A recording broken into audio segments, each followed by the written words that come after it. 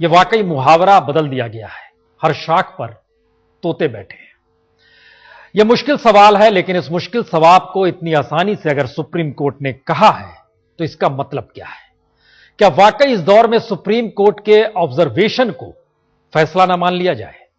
क्या इस दौर में सरकार को चाहिए कि सुप्रीम कोर्ट एक एक चीज बताए? स्थिति इस देश की यह आ गई है। क्या वाकई चेक एंड बैलेंस की स्थिति इस दौर में बिगड़ चुकी है? जो ऑब्जर्वेशन सुप्रीम कोर्ट देती है, सरकार कहती है जी नहीं। परिभाषा तो हम भी गढ़ सकते हैं और हम भी गढ़ रहे हैं।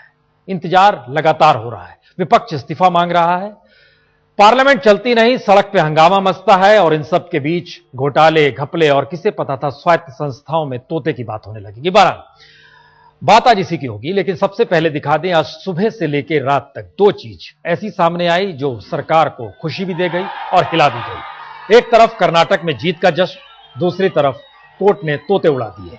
और ये दोनों स्थिति बतलाती है कि सरकार एक चीज समझ गई है कि दरअसल जनता के पास जाइए, जनता वोट दे दे तो फिर भ्रष्टाचार मायने नहीं रखता। और दूसरा सवाल यह है कि वाकई इस देश के भीतर अगर कहीं किसी रूप में लोकतंत्र को जीना है तो फिर संविधान की व्याख्या करते हुए सुप्रीम कोर्ट के हर ऑब्जर्वेशन को बहुत ही महीन तरीके से समझना इस देश की जरूरत है, जिसे इस दौर में ताक पर रखा जा रहा है।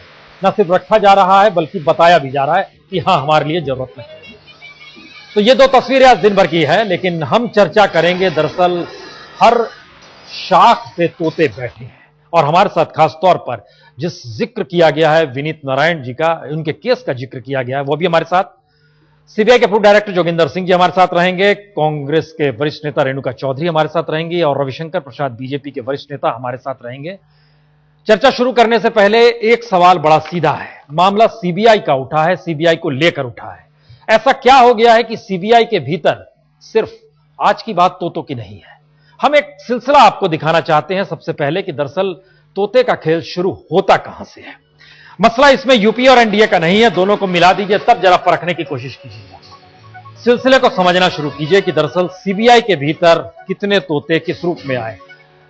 पीसी शर्मा सीबीआई डायरेक्टर यानी सरकार के तोते थे। ये याद कीजिए 2001 से 2003 तक के दौर में थे। पीसी शर्मा ने ऐसा क्या किया था? बाबरी मस्जिद कांड में अडवाणी को इन्हीं के दौर में राहत दी गई थी। मतलब क्या इसका निकाला जाए? पहली बार ऐसा मौका आया, 2003 में रिटायर हुए वाजपेयी सरकार, एनडीए की सरकार, इन्हें लाभ का पद मिल गया, लाल बत्ती मिल गई, और वो पद एनएचआरसी के सदस्य इन्हें बना दिया गया। ये पहला था। इससे पहले स्थिति ऐसी होती नहीं थी। इसके बाद जो शख्स आए दरअसल वो यूएस मिश्रा साहब बेहद ईमानदार थे। वाजपेयी के दौर में आते हैं और मनमोहन सिंह के दौर में रिटायर हो जाते हैं, और इस दौर में इन्हें कोई लाभ मिलता नहीं, और माना जाता है ये सबसे खुले शख्स थे जो मीडिया से मिलते थे। लेकिन एक क्रम चल रहा है उस दौर से, जिस दौर में भ्रष्टाचार का दौर राजनीतिक और सियासी तौर पर इस देश की जरूरत बन गई। यूसी शर्मा के बाद की स्थिति अब देखना शुरू कीजिए। विजय शंकर 2005 से 2008 यानी मनमोहन सिंह का ही दौर है, उसी दौर में विजय शंकर आते हैं। विजय शंकर ने ऐसा क्या कर दिया? विजय शंकर की पहचान दरअसल क्वेत्रोकी का खाता फ्रीज होने के बाद स्कॉटलैंड यार्ड मदद मांग रहा था, नहीं दी गई मदद, कोई जानकारी रखी नहीं गई। पार्लियामेंट में याद कीजिए तो बड़ा हंगामा हुआ था, क्वेत्रोकी का अकाउंट डिफ्रीज कर देना पड़ा था। उसके बाद संसद में विपक्ष नारे लगाते रहा कि सीबीआई को क्यों होश नहीं आया। लाभ किसे मिला? ये शंकर जी को ही लाभ मिला। रिटायर हुए, उसके बाद ये कहां चले गए? क्वेत्रोकी का खाता डिफ्रीज हो गया, और इसके बाद रिटायर होने के बाद इंटर स्टेट काउंसिल के ये सदस्य बना दिए गए। चलिए इसके बाद आगे बढ़ाते हैं। विजय शंकर जी के बाद अगले सदस्य के तौर पर अश्वनी कुमार आते हैं। याद कीजिए तो अश्वनी कुमार एसपीजी में भी रहे, और उसी दौर में माना जाता है कि दरअसल एसपीजी के दौर पर ही गांधी परिवार से इनकी निकटता होती चली गई थी। और जिस वक्त अश्वनी कुमार सीबीआई के डायरेक्टर बने थे, बड़ा राजनीतिक तौर पर हंगामा उस वक्त भी मचा था, और कहा जा रहा था कि आउट ऑफ टर्म इन्हें बनाया जा रहा है। लाभ लेकिन क्या हुआ, यह भी बड़ा महत्वपूर्ण है। सीबीआई डायरेक्टर पहली बार इन सब के जो विवादों के बाद जो पहला पद था, यह बड़ा महत्वपूर्ण है। अश्वनी कुमार को गवर्नर बनाया गया। जी, अश्वनी कुमार को लाभ के तौर पर गवर्नर, नागालैंड का गवर्नर इन्हें बना दिया गया। अश्वनी कुमार के आगे आ गया की बात। अश्वनी कुमार के बाद एपी सिंह साहब झारखंड, वहां से आते हैं। 2010 से 2012 यानी ठीक इससे पहले अभी जो रंजीत सिन्हा है, 2G और कोयला गेट में दोनों के दौर में सरकार की फजीयत ना हो, लगातार इसका प्रयास हुआ है, इन्हीं के दौर में हुआ है। बाद में चीजें परतें खुलती चली गई, लेकिन लाभ क्या मिला? एपी सिंह साहब कहां हैं आजकल? यूपीएससी बोर्ड के सदस्य हैं। ये अजीबोगरीब लग सकता है आपको ये सारी चीज। और अब इनके बाद जाहिर है जिसका जिक्र सुप्रीम कोर्ट ने कर दिया, कहने की जरूरत नहीं है, रंजीत सिन्हा है, और इनके बारे में इस दौर में कह दिया गया तमाम परखने के बाद कि दरअसल तोता इन्हें ही कहा गया है, इसी दौर को कहा गया है। यह स्थिति अगर है तो इन स्थितियों में किस रूप में सीबीआई को देखा जाए, परखा जाए, और हमारे साथ मेहमान जुड़ते चले जाएंगे, हम चर्चा शुरू करेंगे। कुछ और महत्वपूर्ण सवाल भी हैं लेकिन उस पर आएंगे। विनीत नारायण जी, माना जाता है किसी जर्नलिस्ट के लिए बड़ा अच्छा मौका होता है उसकी पुरानी रिपोर्ट का जिक्र हो, और लेकिन आपके केस का जिक्र हुआ है और सुप्रीम कोर्ट ने उसे एक आधार बनाया है। उस दौर से लेकर अब तक के दौर में सुप्रीम कोर्ट कह रही है देश सीबीआई को डाइल्यूट होते हुए देख रहा है। राजनीति डाइल्यूट हुई है या सीबीआई डाइल्यूट हुई है? आपका अपना एनालिसिस क्या कहता है? पर इससे थोड़ा पीछे चलना चाहिए जी। 91 में जब मैं जनहित याचिका लेकर गया था सुप्रीम कोर्ट में, तो मेरी शिकायत यह थी कि हिजबुल मुजाहिदीन की जो फंडिंग हो रही है, जो नेताओं और अफसरों को भी पैसा मिल रहा है हवाला चैनल से, सीबीआई उसके छापा डालने के बाद सबूत रखे बैठी है, जांच नहीं कर रही है। आप जांच करवाइए। सुप्रीम कोर्ट ने जांच करवाई। 93 में पिटीशन दायर हुई थी, 94 में सुप्रीम कोर्ट ने इसको टेकअप किया एंड में जाके, 1 सवा साल के बाद, और 95 में जाकर एफआईआर दर्ज करी। यानी 4 साल तक सीबीआई ने इतने बड़े मामले में एफआईआर तक नहीं करी थी। पर जब उससे भी ज्यादा तकलीफ की बात यह है कि सुप्रीम कोर्ट की मॉनिटरिंग के बावजूद, पहले तो सुप्रीम कोर्ट राजी नहीं था मॉनिटरिंग के लिए, तो मैं इटालियन दूतावास गया, इटली के दूतावास गया, और वहां से इटली की अदालतों के निर्णय लेके आया जो इटालियन भाषा में थे। उनको मैंने जवाहरलाल नेहरू यूनिवर्सिटी में जाके अंग्रेजी में अनुवाद कराया, फिर एफिडेविट के साथ कोर्ट में दाखिल किया कि सुप्रीम कोर्ट मॉनिटरिंग कर सकती है जांच की, मतलब वकील के माध्यम से बात रखी गई, और तब मॉनिटरिंग चालू हुई। उस मॉनिटरिंग के बावजूद क्या हुआ पुण्य प्रसून कि 22 नाम जैन डायरी में आज तक डिकोड नहीं हुए। वो 22 नाम खतरनाक आतंकवादी के हैं कि नारकोटिक डीलर्स के हैं कि पॉलिटिशियंस के, हम नहीं जानते। उन नामों को लिखने वाला, उन भुगतानों को करने वाला जेके जैन इस शहर में आज भी घूम रहा है। इतना ही नहीं, 95 और 96 में मैंने बहुत 2 डिवास्टेटिंग एफिडेविट तो लगातार देता रहा इस केस में दिए, जिनमें मैंने सीबीआई की पर्टिकुलर फाइल संबंध करी थी, जिन फाइलों में दर्ज था कि सीबीआई के आला अफसरों ने किस तरह आपराधिक साजिश करके हवाला आरोपियों को बचाने का काम किया। उन मेरे एफिडेविट का जवाब सीबीआई ने कोर्ट में दाखिल नहीं किया। आखिर तक मैं चिल्लाता रहा कि इसका जवाब नहीं दे रही है सीबीआई, यहां तक कि उन फाइलों को ही गायब कर दिया और कोर्ट के आगे फाइल आज तक नहीं आई।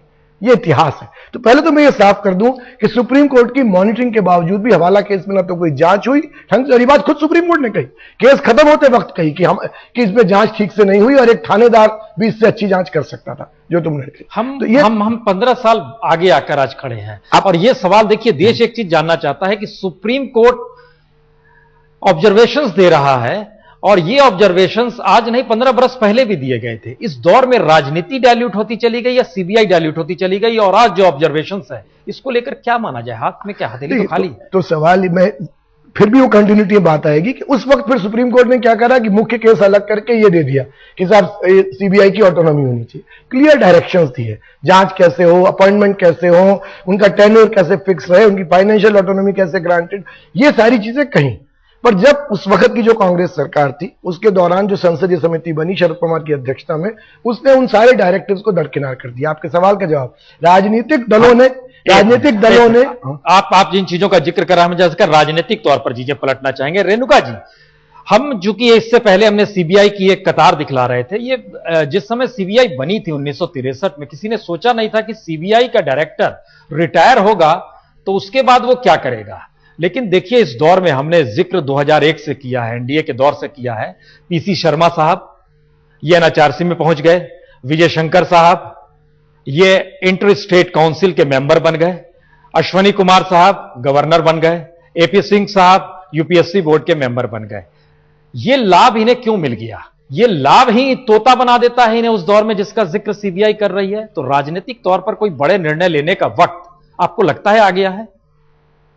रेणुका जी, या तो हमें कानून बनाना पड़ेगा ये कहते हुए कि सीबीआई में अगर कोई गलती से भी काम करने आएंगे तो उसके बाद रिटायर होने के बाद इनकी कोई और पद पे नहीं रहना चाहिए। ये फैसला करके हम इसको लागू कर लेंगे। मगर जब कानून कुछ है ही नहीं तो इन लोगों को कुछ भी नहीं दे, क्या उनकी मानव हक नहीं बनते हैं?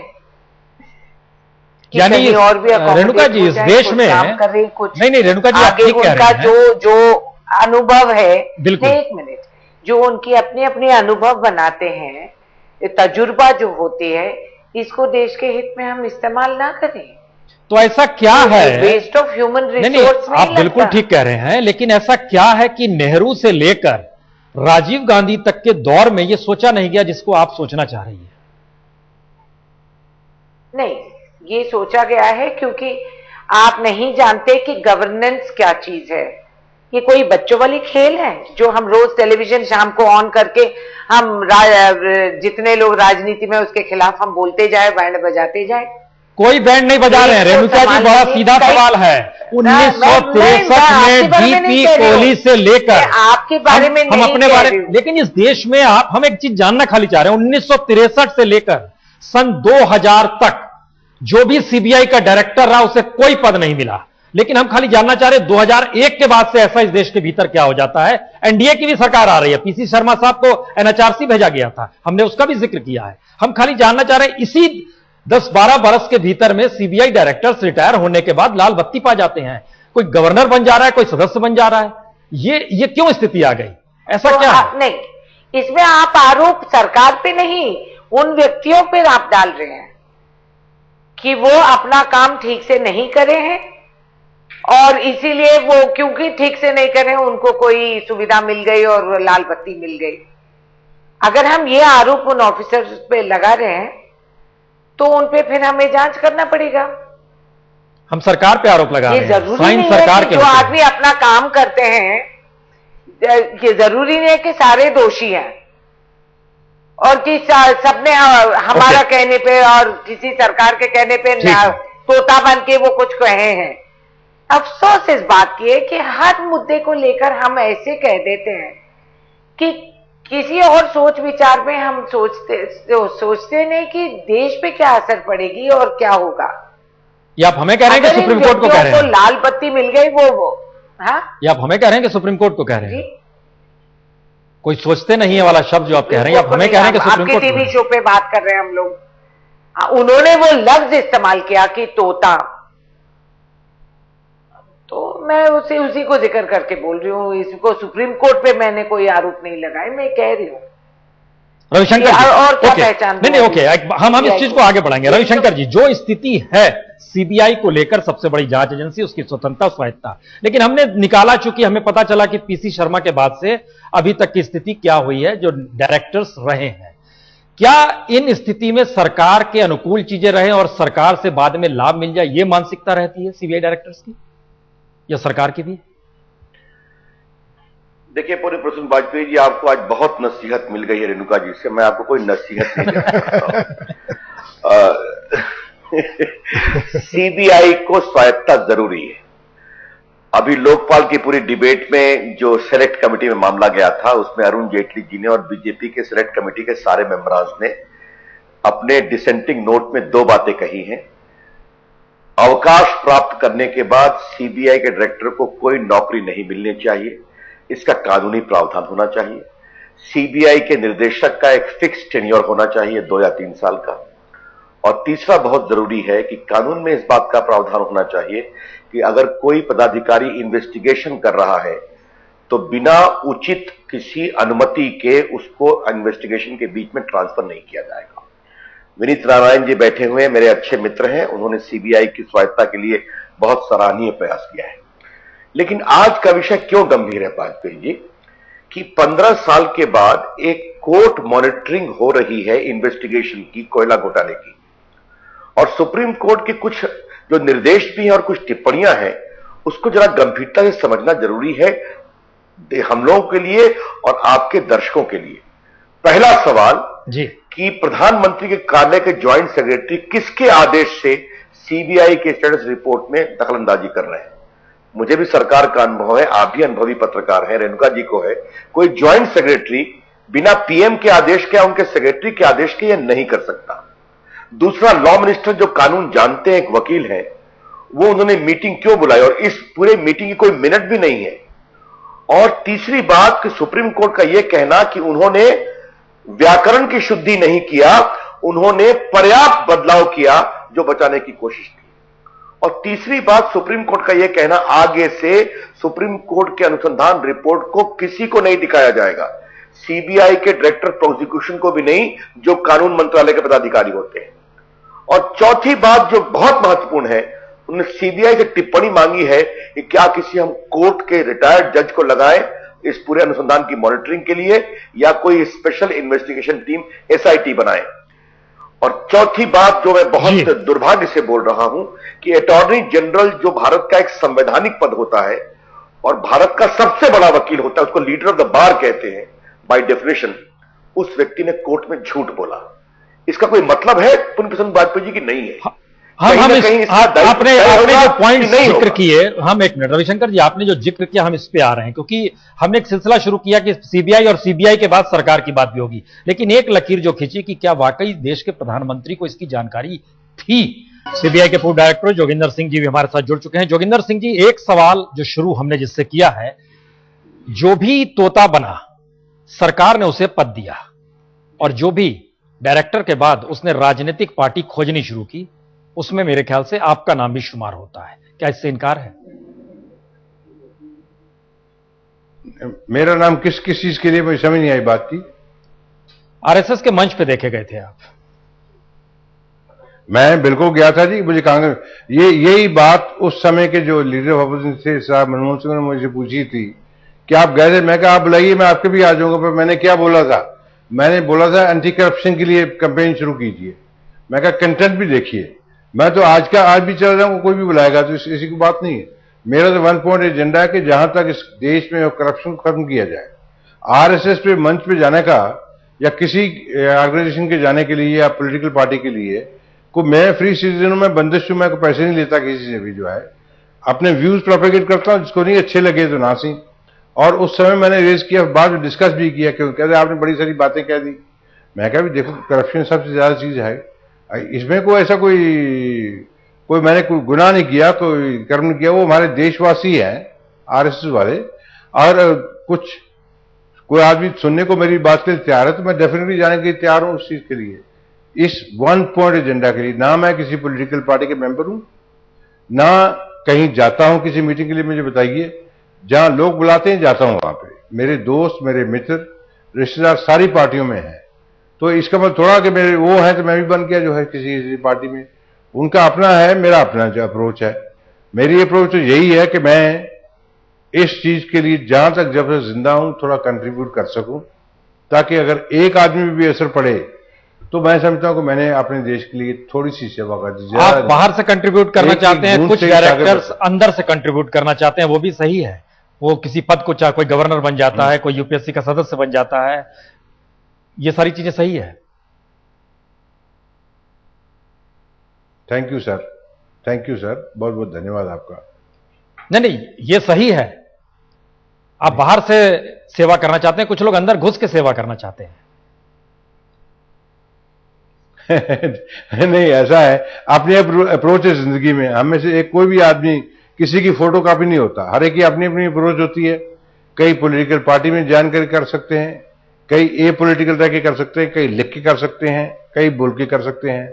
तो जिसको सूट करे उसके लिए ठीक है, जब तक देश का कोई नुकसान ना करे जी, कि या किसी और देशवासी का नुकसान ना करे। सवाल यह है कि सीबीआई का कोई अपना फेस है नहीं, सरकार ही चेहरा होती है। बात सुप्रीम कोर्ट के ऑब्जर्वेशन से निकले उन तथ्यों की हो रही है जिसमें माना जा रहा है कि संविधान की व्याख्या हुई। देखिए कैसा संयोग है, 15 बरस पहले जस्टिस वर्मा ने हवाला केस को लेकर जो फैसला सुनाया था, वो सुप्रीम कोर्ट की स्वतंत्रता और स्वायत्तता से जोड़कर सरकार को यह कहा गया था कि दरअसल आपके हाथ उस दिशा में नहीं जाने चाहिए।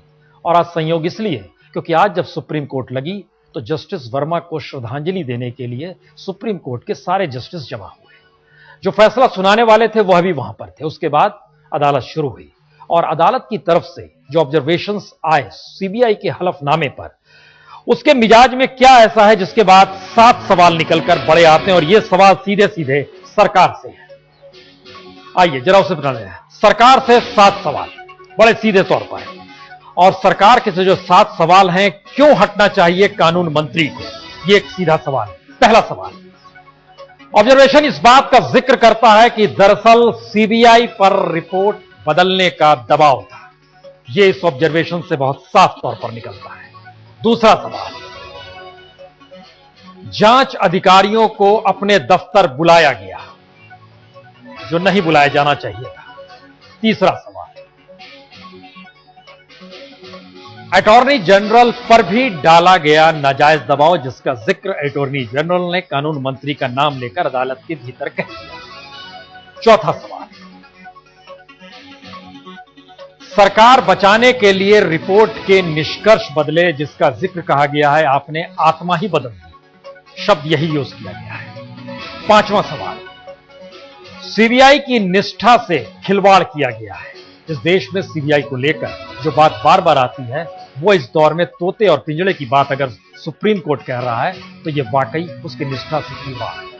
छठा सवाल, कार्यपालिका की साख पर भी बट्टा लगा है। कार्यपालिका, न्यायपालिका, चेक एंड बैलेंस की बात संविधान के जरिए की जाती है और व्याख्या उसी की शायद आज न्यायपालिका कर रही है। कार्यपालिका की साख पर बट्टा। और सातवां सवाल, खुद को बचाने के लिए अदालत में कानून मंत्री ने झूठ बोला। इस 7 सवालों के साथ एक बड़ा सवाल अब यह आ रहा है कि क्या वाकई कानून मंत्री को हटाने के लिए फैसले का इंतजार सरकार जो जिक्र कर रही है वो इंतजार होगा या इस बीच में सरकार को लगेगा नहीं, रास्ता पकड़ना चाहिए। इस देश में हम सत्ता हैं और सत्ता के जरिए सबकी जिम्मेदारी है। रेणुका चौधरी जी, जो सवाल हैं और जो सुप्रीम कोर्ट के ऑब्जर्वेशन है ये सिर्फ फैसले नहीं है, इसलिए ऑब्जर्वेशन मान के अभी खामोश रहा जाए और इंतजार किया जाए 10 जुलाई तक का। आपको पता ही नहीं हम क्या सोच रहे हैं और क्या समझ रहे हैं। क्या सोच रहे हैं? कानून ने ऑब्जर्वेशन किया, ये सच है। ये भी सच है कि जब कानून में बात जारी है हमें उसके बारे में जिक्र करके कुछ कहना भी गलत है। ये मैटर सब जुडिस है। इस समय सरकार क्या करेगी ये सरकार का फैसला आप जल्द से जल्द सुनने वाले हैं। तो इन दोनों बात के बीच में हम सिवाय इसका स्पेक्यूलेशन कुछ और नहीं कर सकते हैं। रेणुका जी, सरकार एक पार्टी नहीं होता है, खासतौर से जब सुप्रीम कोर्ट व्याख्या कर रहा हो। सरकार का मतलब होता है सबकी जिम्मेदारी और संवैधानिक संस्थाओं को लेकर एक ऐसी व्याख्या अगर हो रही है तो देश में लगना चाहिए कि सरकार है, वो कांग्रेस पार्टी नहीं है। ये आपको फील होता है? तो ये कांग्रेस पार्टी कहां से आ गई बीच में? हम सरकार और अपना सुप्रीम कोर्ट के बारे में बात कर रहे हैं। तो सरकार कोई पार्टी नहीं होती है, ये हम जानते हैं। और खास तौर से इस सरकार, क्योंकि इसमें बाकी दल भी मिले हुए हैं, कोalition सरकार बनती है। तो हम ये कह रहे हैं कि जब मैटर सब जुडिस है, जब कोर्ट में मामला जारी है, जब कोर्ट ने आज कुछ कहा और कल कुछ कहने वाले हैं, तो इस बीच में हम असली मुद्दे को लेकर समझकर सरकार कुछ कदम उठाएगी। उसके लिए हमें इंतजार करना ही पड़ेगा। टेलीविजन चैनल पे हम डिस्कस करके उसके तहत पे अगर हम कुछ फैसला करेंगे ये उचित नहीं है। मामला सब जुडिस है। रविशंकर जी, पार्लियामेंट नहीं चली, सड़क पे हमने हंगामा देखा, लगातार इस्तीफे की मांग हो रही है, अदालत एक व्याख्या कर रही है और सरकार कह रही है कि मामला सब जुडिस है या फिर इन स्थितियों में सुप्रीम कोर्ट का पूरा फैसला आने दीजिए। खामोश रहा जा सकता है? वाजपेयी जी, मुझे आप ये बताइए कि सरकार तो कांग्रेस पार्टी की है ना, कांग्रेस पार्टी लीड कर रही है जी, तो कांग्रेस को भी जवाब देना पड़ेगा ना। मामला सब जुडिस है तो मुझे यह बताइए कि क्या सुप्रीम कोर्ट अपने निर्णय में लिखे कि अश्विनी कुमार को हटाया जाए, अटॉर्नी जनरल को हटाया जाए और खुलेआम कस के सटीक फैसला करे तभी कार्रवाई होगी? पॉलिटिकल अकाउंटेबिलिटी, राजनीतिक दायित्व होता है कि नहीं होता है? आपने 7 पॉइंट गिनाए, मैं उसमें से 3 पॉइंट लेता हूं। कानून मंत्री को हस्तक्षेप करने का कोई अधिकार नहीं था, कानून मंत्री ने हस्तक्षेप किया और पूरे अनुसंधान रिपोर्ट की आत्मा को प्रभावित करने की कोशिश की। दुर्व्यापी चेंज किया और प्रधानमंत्री कार्यालय के पदाधिकारियों को इसमें हस्तक्षेप नहीं करना चाहिए था। और बाकी बातें तो मैं पहले कह चुका हूं जी। इसकी कोई पॉलिटिकल अकाउंटेबिलिटी है कि नहीं। और देखिए बड़ा गंभीर सवाल है, मैं आज उसको उठाना चाहता हूं। ऐसा क्या है कि अश्विनी कुमार और पवन कुमार बंसल जो पॉलिटिकली लाइट वेट हैं, उनको भी हटाने की यह सरकार हिम्मत नहीं कर पा रही है। इसका कारण बहुत स्पष्ट है। क्या अश्विनी कुमार अपने ये हिम्मत कर सकते थे ये बैठक बुलाने की?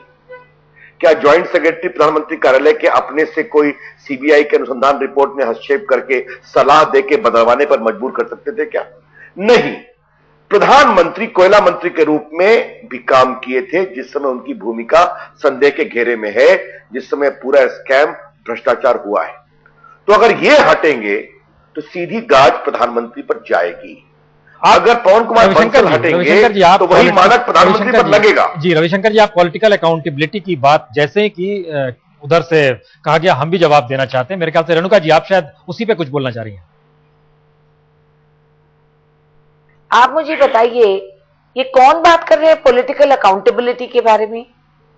जिन्होंने पार्लियामेंट को चलने नहीं दिया। आज की बात नहीं है, आज ये बहाने पे कर सकते हैं।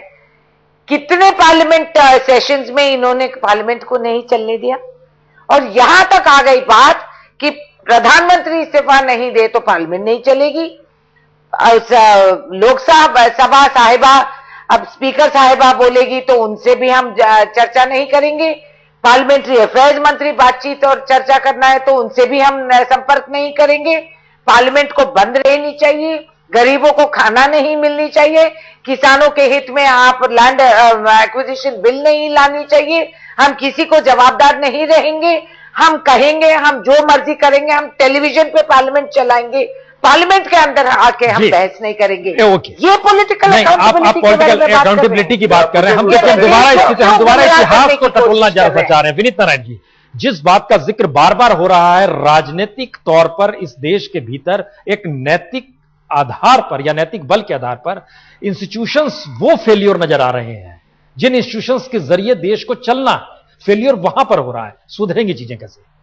बिल्कुल ठीक बात है, लेकिन इसमें मैं समझता हूं कि हमको थोड़ा व्यापक दृष्टिकोण अपनाना चाहिए। क्या ये जो नैतिक गिरावट है सिर्फ राजनीतिक दायरे में है?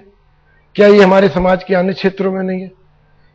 और मुझे तो कहने में संकोच नहीं है, क्या मीडिया में नहीं है? तो अगर नैतिक गिरावट सब ओर है तो मुझे लगता है सामूहिक जिम्मेदारी है कि इस नैतिक गिरावट से उबरा जाए और उसके लिए एक सामूहिक प्रयास किया जाए। हम जब राजनीतिज्ञों को ठीक है, हम रोक दें सारा। सुप्रीम कोर्ट एक व्याख्या कर रहा है चीजों का और उस व्याख्या के कुछ महत्व है। सुप्रीम कोर्ट जो व्याख्या कर रहा है, इसलिए मैंने कहा कि सुप्रीम कोर्ट कानून नहीं बन सकता, सुप्रीम कोर्ट सारे मुकदमों की जांच नहीं कर सकता। इसलिए सुप्रीम कोर्ट ने अपना मंतव्य स्पष्ट कर दिया है और प्रेशर भी बना दिया है। अब यह राजनीतिक वर्ग के ऊपर है। सभी राजनीतिक दल अगर इस बात को समझते हैं कि छवि खराब हो रही है, भ्रष्टाचार बढ़ रहा है, जनता में इसको लेकर तकलीफ है, करना चाहिए। क्या इस देश में सियासत और सत्ता निर्णय लेने की स्थिति में है या सत्ता में बने रहने के लिए उसकी अपनी परिभाषा की जनता से चुनकर आए हैं, 5 बरस बाद जनता तय करेगी? इस दिशा में सारी परिस्थितियां जा रही हैं। जोगिंदर सिंह जी, आपकी राय, कमेंट जानना चाहेंगे। क्या सरकार को अगर कटघरे में खड़ा कर दिया जाए तो सरकार अपने खिलाफ निर्णय दे सकती है? देखिए, पहली तो बात यह है जो सुप्रीम कोर्ट ने, ऑनरेबल सुप्रीम कोर्ट ने डायरेक्शन दी है इंडिपेंडेंट स्टेटस देने के लिए, ये कोई सरकार नहीं करेगी, irrespective of the party in power. नहीं करेगी ना, क्योंकि कोई भी कंट्रोल कोई रिपोर्ट नहीं करेगी। बहाना कर देंगे। ठीक है, इन्होंने 22 सितंबर 2006 को एक नहीं करेगा। जो पुलिस, जो उन्होंने सुप्रीम कोर्ट ने डायरेक्शन दी थी पुलिस रिफॉर्म की, ना किसी स्टेट गवर्नमेंट ने इंप्लीमेंट किया, ना सुप्रीम कोर्ट ने किया। बहाना कर दिया जी, हम देख रहे हैं ये फिजिबल नहीं है, प्रैक्टिकल। रविशंकर जी, आपको लगता है कि सरकार के खिलाफ, सरकार को ही कटघरे में अगर जांच हो जाए तो सरकार अपने खिलाफ निर्णय ले सकती है? देखिए, पहली बात है कि इसके लिए प्रामाणिकता चाहिए। आप रास्ता निकाल सकते हैं। अब देश के नेताओं को भी समझना पड़ेगा कि देश में एक दूसरी जागरूकता आ चुकी है, उसमें मीडिया, वाजपेयी जी, आप कैसे लोगों का भी एक हाथ है। अब जो राजनीति पुरानी तरह से करते हैं, और आज आप जोगिंदर सिंह जी बैठे हैं, रविशंकर का एक और परिचय है कि पटना हाईकोर्ट में चारा घोटाले में लालू जी को जेल भिजवाने के लिए मॉनिटरिंग हाईकोर्ट की करा करके उसको तार्किक लक्ष्य तक पहुंचाने में मेरी भी भूमिका रही है एक वकील के रूप में जी। तो मैं जानता हूं अब देश इसको बर्दाश्त नहीं करेगा, उसको हर पार्टी को भी समझना पड़ेगा। आप एक साख की बात कर रहे हैं, अकाउंटेबिलिटी एक साख रहनी चाहिए सरकार की। विनीत नारायण, बिल्कुल साख तभी रहेगी जब आप एक ईमानदार स्वायत्त संस्थान के अनुसंधान को परमिट करें। ओके, अगर आप नहीं ठीक है, आप करेंगे तो आपके चेहरे पे और कालिक लगेगी। क्या सरकार निर्णय ले सकती है आज के वक्त में? क्रेडिबिलिटी का सवाल भी रविशंकर जी जोड़ दिया है। लेना पड़ेगा, लेकिन वही बात है कि खाली सरकार के निर्णय से काम चलेगा नहीं, क्योंकि कानून तो तब बनेगा ले सकती है निर्णय। नहीं, अगर दबाव बनेगा मीडिया का, सुप्रीम कोर्ट का, तो मजबूरी तो होगी सरकार की। रेणुका जी, एक आखिरी कमेंट आपसे जानना चाहेंगे। जो दबाव बना, माने मीडिया की भी भूमिका जोड़ दी जा रही है, सुप्रीम कोर्ट एक व्याख्या कर रहा है, सड़क पे प्रदर्शन हो रहा है, राजनीतिक तौर पर विपक्ष बिल्कुल भिड़ा हुआ है, पार्लियामेंट नहीं चल रही है और चुनाव सामने है, ये सारे दबाव मायने रखते हैं या ये माना जाए कि नहीं, क्रेडिबिलिटी का मतलब चुनाव में जाना और चुनाव जीतना ही होता है? रेणुका जी, देखिए, अगर इतनी आसान होती सरकार चलाना, देश चलाना, कि हम हाँ या ना में जवाब दे सकते हैं, तो ये समस्या ही नहीं आती। हमें ये कॉम्प्लेक्सिटी समझना चाहिए और डेमोक्रेसी की फंडामेंटल प्रिंसिपल्स, सरकार चलाने का भी बुनियाद समझना चाहिए। सरकार निर्णय लगता है नहीं लेगी ना, जो चार स्तंभ होते हैं, जो लोग भी प्रोग्राम देख रहे हैं वो आपके जरिए जानना चाहते हैं। अपने इसमें रहे, हम अपना सेल्फ रेगुलेटरी बने, ताकि हम बदलते हुए मैसेज आपने दे दिया, मैसेज दे दिया कि अपनाए जो जी, मैसेज दे दिया, लेकिन एक मैसेज और निकल कर आ रहा है। क्रेडिबिलिटी का सवाल भी साथ में आ रहा है, दबाव का सवाल भी साथ में आ रहा है, और सरकार निर्णय लेती है या नहीं लेती है, इसको लेकर जुडिशरी की एक अपनी हद भी बताई जा रही है। लेकिन एक बड़ा सवाल यह भी है कि जुडिशरी पर नकेल पार्लियामेंट ही कस सकती है, और पार्लियामेंट में 2/3 बहुमत आपको चाहिए। इस स्थिति में सरकार हमारे सामने है, सियासत सामने है, और सुप्रीम कोर्ट की व्याख्या हमारे सामने। बहुत बहुत शुक्रिया रविशंकर जी, बहुत बहुत शुक्रिया आपका भी रेणुका जी, और खासतौर से जोगिंदर सिंह जी भी आपका भी, विनीत आपका भी बहुत बहुत शुक्रिया। लेकिन दस्तक में इतना ही।